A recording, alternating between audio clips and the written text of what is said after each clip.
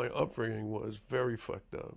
Mm-hmm. I was born in Chicago in 31, lived there for 6 years, then we moved to Highland Park, and I have childhood amnesia, so I have no memories whatever of the first 6 years of my life. I have very few memories of the early years at all, but the Chicago years, and I wish I knew what it was like then, were totally blocked.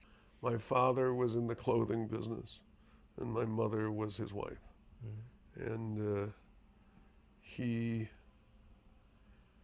worked for a company.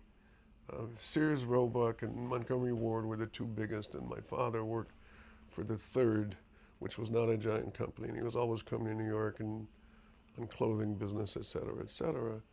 And then it was a family business. And my mother, who was much more powerful than my father, became convinced that my father would never be made head of the company because it would be a family business and they would screw him. So she made him retire, which I don't think he wanted to do, and start his own business. And he did. And his alcoholism got out of control.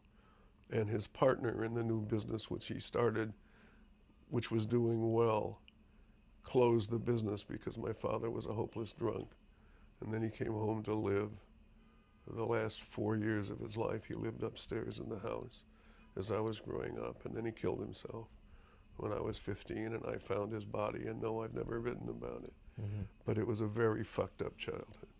And yet there was something in that childhood, there was something in your upbringing that inculcated, both you and your brother both became writers. Yes, unusual.